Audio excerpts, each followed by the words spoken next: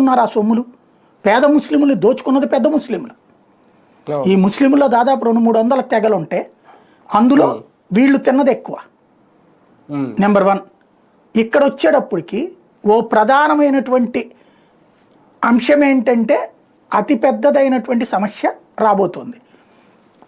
దేశవ్యాప్తంగా ఉన్నటువంటి ప్రజల్ని రెచ్చగొట్టేటటువంటి కార్యక్రమం చాలా సీరియస్గా సాగుతోంది.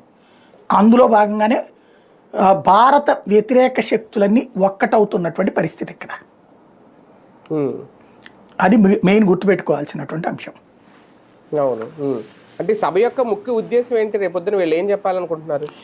ఏం లేదు, దేశంలో అలకల్లోలం సృష్టిస్తున్నారు. ఇప్పటికే ఒక పక్కన సృష్టించారు కదా, ఏది బెంగాల్లో కానీ అట్లాంటి చోట్ల. ఇక్కడ అదే తరహాలో ఇంకా రెచ్చగొట్టాలన్నటువంటిదే ప్లాన్ చేస్తున్నారు వీళ్ళంతా కలిసి. అంటే దేశవ్యాప్తంగా ఉన్న ముస్లింలందరినీ కూడా రేపు ఒకే తాటి మీదకి తీసుకొచ్చి అంటే ఏం చెప్పాలనుకుంటున్నారు? మత విద్వేషాలు ఏమన్నా దీనివల్ల, లేదంటే రాజకీయంగా రెచ్చగొట్టే ఉద్దేశం ఏమన్నా ఉందా? లేదంటే వీళ్ళు చెప్తున్నట్టు ముస్లింలకు మైనార్టీలకు హక్కులు కోల్పోతున్నారు, రాజ్యాంగబద్ధంగా వచ్చిన కొన్ని హక్కులు దీనివల్ల కోల్పోతున్నారు అనేది వీళ్ళు ప్రధానంగా చేస్తున్నారు. దానికి సంబంధించి ఏమైనా మాట్లాడతారు? అంటే ఇక్కడ సమస్య ఏంటంటే వీళ్ళు ఒకటి ఆల్రెడీ సుప్రీంకోర్టుకు కూడా వెళ్ళారు. ప్రస్తుతం ఒక 3 అంచెల ప్రణాళికను తయారు చేశారు వీళ్ళు.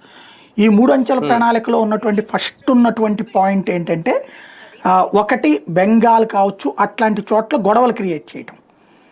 ఎక్కడైతే వీళ్ళ పట్టుందో అక్కడ గొడవలు క్రియేట్ చేయడం. ఈ గొడవలు